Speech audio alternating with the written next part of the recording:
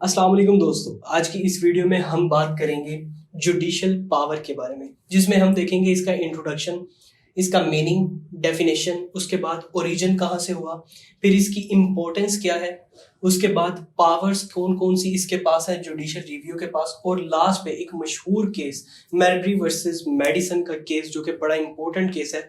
तो सब कुछ इसी वीडियो में, तो चलें वीडियो को स्टार्ट करते हैं।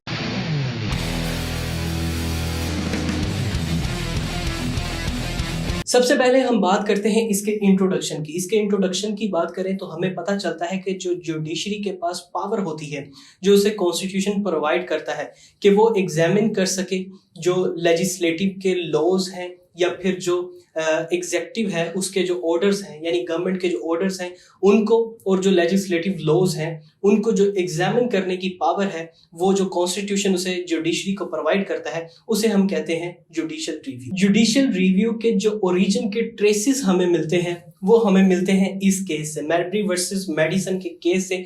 जो है क्या, वो हम यहाँ पे आके इसे डिटेल से पढ़ेंगे। और जो जुडिशियल रिव्यू के जो आइडिया है उसका जो ओरिजिनेटर है वो है जॉन मार्शल। ये एक चीफ जस्टिस था जिसने इस केस में एक डिसीजन दिया था, जिसकी वजह से ये एक लैंडमार्क केस बना और ये ओरिजिनेटर माना जाता है जुडिशियल रिव्यू का। जैसे पाकिस्तान और इंडिया की बात करें तो कॉन्स्टिट्यूशन जुडिशरी को पावर देता है जुडिशियल रिव्यू की। इसी तरह यूएसए में जो कॉन्स्टिट्यूशन है वो पावर देता है जुडिशरी को या हाई कोर्ट को जुडिशियल रिव्यू की। कोर्ट्स के पास जो पावर होती है कि वो दूसरी लोअर कोर्ट्स को रिव्यू कर सकें, उनकी जांच पड़ताल कर सकें, इसके साथ ही साथ जो गवर्नमेंटल ऑफिशियल्स हैं उनकी जांच पड़ताल उनको रिव्यू कर सकें, या फिर जो एडमिनिस्ट्रेटिव पॉलिसीज हैं उनको रिव्यू कर सकें। और इन लॉज या ऑर्डर्स को नल एंड वॉइड तभी करार दिया जा सकता है, एक जुडिशरी तभी इसे नल और वॉइड करार दे सकती है जब ये जो कॉन्स्टिट्यूशन है उसके अगेंस्ट जा रहे हो, अदरवाइज ये नल और वॉइड नहीं हो सकता। उसके बाद अगला पॉइंट हमारे पास आता है इसके मीनिंग का। इसके मीनिंग की बात करें तो जो एक कोर्ट है वो रिव्यू कर सकती है लोअर कोर्ट्स को, इसके बाद गवर्नमेंटल बॉडीज को, इसके साथ एडमिनिस्ट्रेटिव एजेंसीज को। तो इन तमाम चीजों को जो रिव्यू करते हैं उसे हम कहते हैं जुडिशियल रिव्यू। उसके बाद अगला पॉइंट हमारे पास आता है इसकी डेफिनेशन का। इसकी डेफिनेशन की बात करें तो दो पॉइंट्स हमारे पास आते हैं। पहले पॉइंट की बात करें तो वो कहता है कि जो पावर है वो डिटरमाइन करती है कि जो एक्ट्स पास हुए हैं कांग्रेस से, या फिर जो लॉज हैं इनेक्ट हुए हैं लेजिस्लेचर से, या फिर जो जजमेंट्स हैं वो पास हुई हैं या बनी हैं जुडिशरी से, तो क्या ये लॉ के अगेंस्ट तो नहीं जा रही, क्या ये कॉन्स्टिट्यूशन के अगेंस्ट तो नहीं जा रही। दूसरे नंबर पे वो बात करता है इसका पर्पस क्या है। इसका पर्पस सिर्फ यही है कि कोई भी अदारा, चाहे वो कोई इंस्टीट्यूशन हो या चाहे कोई गवर्नमेंटल ऑफिशियल हो या फिर गवर्नमेंट बॉडी हो, कोई ऐसा कानून ना बना दे जिससे जो इंडिविजुअल्स हैं उनके राइट्स को इन्फ्रिंज किया जा सके। उसके बाद अगला पॉइंट हमारे पास आता है ओरिजिन ऑफ जुडिशियल रिव्यू। इसका ओरिजिन कहाँ से हुआ, तो जो जुडिशरी एक्ट है 1789 का, यहां से इसका ओरिजिन हुआ था। जुडिशरी एक्ट 1789, यहाँ पे जुडिशियल रिव्यू के पास पावर क्या थी, जो सुप्रीम कोर्ट था उसके पास पावर ये थी कि हाई कोर्ट या जो सब ऑर्डिनेट कोर्ट्स हैं उनकी जो जजमेंट्स हैं उनको रिव्यू कर सकता है, उनको चेंज कर सकता है या उनको कैंसिल कर सकता है, यहाँ तक पावर थी। लेकिन उसके बाद जो चीफ जस्टिस थे जॉन मार्शल, उनके पास जब केस आया मैरबरी वर्सेस मेडिसन का, तो उसमें एक लैंडमार्क डिसीजन आया। उसमें लैंडमार्क डिसीजन के बाद इसका सही से ओरिजिन हुआ कि जो एक जुडिशरी है उसके पास जुडिशियल रिव्यू की इतनी पावर है कि जो एक्ट्स पास होते हैं या फिर जो प्रेसिडेंट के ऑर्डर्स होते हैं या फिर जो लॉज एनेक्ट होते हैं लेजिस्लेचर से, या फिर जो जजमेंट्स पास होती हैं लोअर कोर्ट्स या हाई कोर्ट से, उन तमाम को रिजेक्ट, मतलब उन्हें कैंसिल किया जा सकता है। उन ऑर्डर्स को नल एंड वॉइड कहा जा सकता है अगर वो ऑर्डर्स कॉन्स्टिट्यूशन के खिलाफ है। उसके बाद अगला पॉइंट हमारे पास आता है इसकी इम्पोर्टेंस। इसकी इम्पोर्टेंस क्या है, सबसे पहले हमारे पास पॉइंट आता है प्रोटेक्टिंग इंडिविजुअल राइट्स। इंडिविजुअल्स के जो राइट्स हैं उनको प्रोटेक्ट करता है। एक लीगल स्कॉलर है डेविड बैनिस्टर, वो क्या कहते हैं कि जो जुडिशियल रिव्यू की पावर है वो गवर्नमेंट्स को या फिर जो हाई ऑफिशियल्स हैं उनको कंट्रोल करती है, जिससे जो इंडिविजुअल्स के राइट हैं वो इन्फ्रिंज नहीं होते। उसके बाद अगला पॉइंट हमारे पास आता है मेंटेन रूल ऑफ लॉ। इसमें एक लीगल स्कॉलर है मार्क ग्रेबर, वो क्या कहते हैं, वो कहते हैं डेमोक्रेटिक सिस्टम का एक वाइटल रोल है, एक इंपॉर्टेंट पार्ट है जुडिशियल रिव्यू। जब जुडिशियल रिव्यू होता है तो रूल ऑफ लॉ मेंटेन होता है। रूल ऑफ लॉ क्या होता है? कानून की हुक्मरानी, मतलब जो लॉ है वो सुप्रीम होता है, सबसे आला होता है, और ये तभी हो सकता है जब जुडिशियल रिव्यू का सिस्टम होगा, क्योंकि जुडिशियल रिव्यू ही एक वाहिद सिस्टम है जो जुडिशरी खुद को और फेडरल सिस्टम को या फिर एग्जेक्टिव जो प्रेसिडेंट है इन सब को कानून से नीचे करता है, वो जुडिशियल रिव्यू का सिस्टम है। उसके बाद अगला पॉइंट हमारे पास आता है पावर्स ऑफ जुडिशियल रिव्यू, जिसमें नंबर 1 पे हम बात करेंगे कॉन्स्टिट्यूशनैलिटी ऑफ लॉज। कॉन्स्टिट्यूशनैलिटी का मतलब क्या होता है? अकॉर्डिंग्स विद कॉन्स्टिट्यूशन, मतलब कॉन्स्टिट्यूशन के मुताबिक अगर कोई लॉ बनेगा या कोई ऑर्डर पास होगा तो वो सब कुछ कॉन्स्टिट्यूशन के मुताबिक होगा। यहाँ पर एक मशहूर केस का जिक्र किया गया है Marbury versus medicine constitutionality of law में, जिसे हम डिटेल से बाद में एक सेपरेट केस में भी देखेंगे। लेकिन यहाँ पर जिक्र किया गया है कि यहाँ पर जो सुप्रीम कोर्ट थी उसने फिर ये बताया था कि जो ऑर्डर चाहे वो कोई प्रेसिडेंट पास करे तो उसे भी लिमिट में किया जाएगा। यहाँ पर जो ऑर्डर पास किया गया था प्रेसिडेंट के द्वारा, प्रेसिडेंट के मुताबिक उसे लिमिट में कर दिया गया था, और यहाँ पे सुप्रीम कोर्ट ने दिखाया था कि जुडिशियल रिव्यू सबसे आला है, मतलब जो कानून है या कॉन्स्टिट्यूशन है वो सबसे आला है। उसके बाद अगला पॉइंट हमारे पास आता है protection of individual rights, individual rights की प्रोटेक्शन। इसमें भी एक मशहूर केस है brown versus board of education. इस केस में क्या हुआ था कि जो ब्लैक बेबीज थे या बच्चे थे, जो अफ्रीकन अमेरिकन बच्चे थे जिनका रंग काला था, उन्हें दूसरे जो गोरे बच्चे थे उनसे अलग कर दिया गया था, और यहाँ पे रेशियल सेपरेशन कर दी गई थी, और कहा गया था कि इनको अलग, मतलब जो एजुकेशन स्टैंडर्ड्स हैं वो दिए जाएंगे और दूसरे बच्चों को जो गोरे हैं उनको अलग। लेकिन यहाँ पर भी जुडिशियल रिव्यू जब हुआ तो फिर यहाँ पे जो फंडामेंटल राइट्स थे वो इन्फ्रिंज नहीं होने दिए, बल्कि उनको प्रोटेक्ट किया गया, और इस तरह से दोनों को बराबरी दी गई। उसके बाद अगला पॉइंट हमारे पास आता है प्रोटेक्ट फेडरल स्ट्रक्चर, जिसमें क्या है? McCulloch versus Maryland. यहाँ पर क्या हुआ था कि जो मैरीलैंड थी उसने टैक्स इंपोज कर दिया था नेशनल बैंक पर, और वहां का जो मैनेजर था एमसी, उसने इसे रिजेक्ट कर दिया था।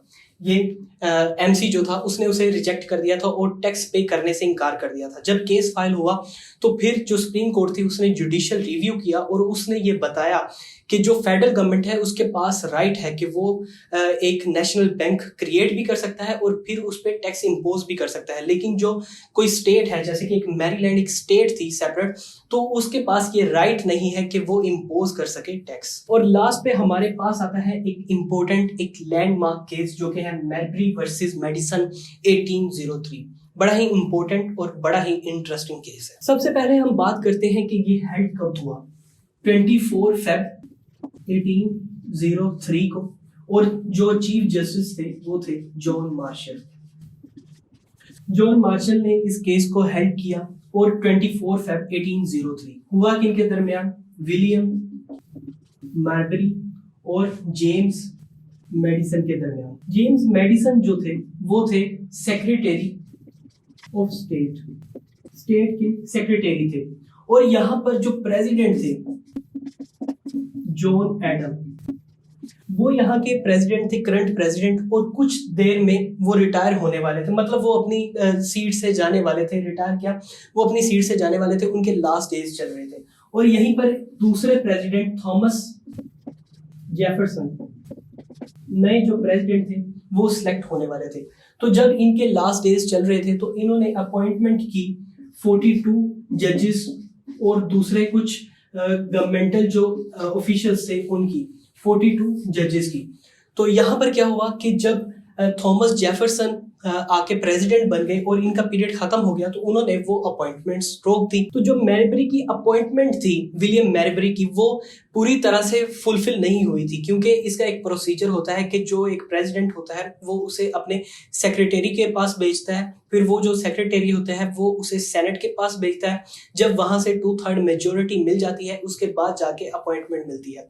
लेकिन अभी प्रोसीजर पूरा नहीं हुआ था और उसका टाइम पीरियड खत्म हो गया था। प्रोसीजर कितना हुआ था कि उसने अपने सेक्रेटरी के पास भेजा और वहां पे प्रोसीजर जो था वहीं पे स्टॉप हो गया और वो जो प्रेसिडेंट थे जॉन एडम वो चले गए। थॉमस जेफरसन आए तो उनका जो सेक्रेटरी बना वो था जेम्स मेडिसन। तो उसने इस प्रोसीजर को रोक दिया क्योंकि थॉमस जेफरसन ने उसे बोला था कि इस प्रोसीजर को रोक दिया जाए। यहाँ पर एक थोड़ी सी पॉलिटिकल बात भी आती है कि जो जजेस को हायर किया गया था या अपॉइंट किया गया था वो सारे फेडरल पावर के लोग थे, फेडरल के बंदे थे और इस वजह से हायर किया गया था, इस वजह से अपॉइंट किया गया था क्योंकि ये जॉन एडम की एक चाल थी ताकि जो थॉमस जेफरसन है वो अपनी मुकम्मल पावर का यूज ना कर सके। तो अब जहां पर जो जेम्स मेडिसन था उसने जब अपॉइंटमेंट रोकी विलियम मैरीबेरी की तो उसने एक रिट फाइल की, रिट ऑफ मैंडामस।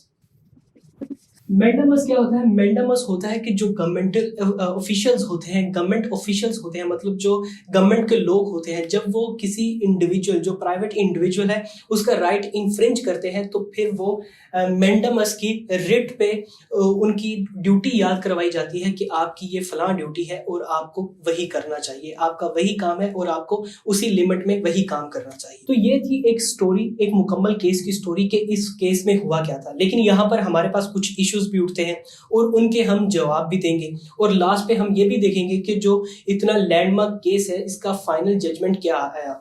यहाँ पर जेम्स मेडिसन की जीत हुई या विलियम मैरीबेरी की। पहला इशू हमारे पास आता है, क्या जो विलियम मैरीबेरी था उसके पास राइट था कि वो केस फाइल कर सके सुप्रीम कोर्ट में? तो आंसर है यस। दूसरा इशू हमारे पास आता है, क्या जो लॉ है वो रेमेडी प्रोवाइड करता है यहाँ पर? तो आंसर है यस, रेमेडी प्रोवाइड करता है लॉ सिविल लिबर्टी की। सिविल लिबर्टी क्या होता है कि जो फंडामेंटल राइट्स होते हैं इंडिविजुअल्स के, जो कॉमन पर्सन्स के, तो वो भी अभी कॉमन पर्सन है क्योंकि उसके एग्जेक्टिव जो ऑर्डर है, जो उसकी अपॉइंटमेंट है वो रुक चुकी है, तो वो एग्जेक्टिव में तो नहीं आएगा, वो सिविल लिबर्टी में उसका राइट है कि उसे लॉ रेमेडी प्रोवाइड कर सके। तीसरा इशू हमारे पास आता है कि जो सुप्रीम कोर्ट है, क्या उसके पास पावर है कि जो कांग्रेस के एक्ट्स हैं या फिर जो अनकॉन्स्टिट्यूशनल एस्पेक्ट्स हैं उनको रिव्यू कर सके, उन पे कोई एक्शन ले सके, कोई अथॉरिटी ले सके? तो जवाब है यस, सुप्रीम कोर्ट के पास अथॉरिटी है क्योंकि उसके पास जुडिशियल रिव्यू की पावर थी और जुडिशियल रिव्यू उसे कहता था कि अगर कोई एक्ट अनकॉन्स्टिट्यूशनल है, मतलब कॉन्स्टिट्यूशन के खिलाफ है, तो उस पे एक्ट मतलब कुछ भी अमल किया जा सकता है और उसे नल एंड वॉइड करार दिया जा सकता है। चौथा यहाँ पे इशू आता है कि जो सुप्रीम कोर्ट है, क्या उसके पास ओरिजिनल ज्यूरिसडिक्शन है रिट ऑफ मैंडामस की? सबसे पहले तो ओरिजिनल ज्यूरिसडिक्शन कहते हैं, क्या सुप्रीम कोर्ट के पास पावर है कि वो पहले, मतलब सबसे पहला जो केस है वो सुन सकती है और वो केस रिट ऑफ मैंडामस का हो? तो हमारे पास जो आर्टिकल 3 आता है उसमें ये नहीं है, सुप्रीम कोर्ट के पास अथॉरिटी नहीं है कि वो रिट ऑफ मैंडामस का केस सुन सके। अब आर्टिकल 3 क्या है, उसमें किस किस के जो केसेस हैं वो सुप्रीम कोर्ट सुन सकती है, वो हम बात करते हैं इसके 5वें इशू में। आर्टिकल 3 में जो ओरिजिनल ज्यूरिसडिक्शन है सुप्रीम कोर्ट के पास, वो कहां कहां तक है, किन किन के केसेस ओरिजिनल ज्यूरिसडिक्शन में सुन सकता है? तो सबसे पहले तो एम्बेसडर्स, उसके बाद मिनिस्टर्स, उसके बाद काउंसिल और इसके साथ ही साथ स्टेट, काउंसिल, मिनिस्टर और एम्बेसडर्स, इनके जो केस है वो सुप्रीम कोर्ट ओरिजिनल ज्यूरिसडिक्शन में सुन सकता है। और यहाँ पर हम लास्ट पे बात करेंगे कि इसका डिसीजन क्या आया, इस केस का डिसीजन क्या था। सबसे पहला पॉइंट, कॉन्स्टिट्यूशन अपहेल्ड, जो कॉन्स्टिट्यूशन था वो कायम रहा। दूसरे नंबर पे जो जॉन एडम था, जो प्रेसिडेंट रह चुका था और उसने अपॉइंटमेंट दी थी, उसकी जो अपॉइंटमेंट थी या फिर जो उसके ऑर्डर थे वो नल और वॉइड हुए। अब नल और वॉइड क्यों हुए वो हमने इसके केस में पढ़ा था कि उसका जो प्रोसीजर था वो कंप्लीट नहीं हो सका था। और तीसरे नंबर पे यहाँ पे बेस रखी गई जुडिशियल रिव्यू की। जुडिशियल रिव्यू की बेस कैसे रखी गई? क्योंकि सुप्रीम कोर्ट के पास पावर आ गई कि अब वो कांग्रेस के एक्ट्स और जो ऑर्डर्स हैं एग्जेक्टिव्स के या फिर जो लेजिस्लेचर के कानून हैं और जो कुछ भी है उन सब को वो रिव्यू कर सकती है। तो गाइज ये थी आज की वीडियो। उम्मीद करता हूँ ये वीडियो आपको अच्छी लगी होगी। वीडियो अच्छी लगी हो या इस वीडियो की समझ आ गई हो तो इस वीडियो को लाइक करें और इस चैनल को फॉलो करना ना भूलिएगा। खुदा हाफिज।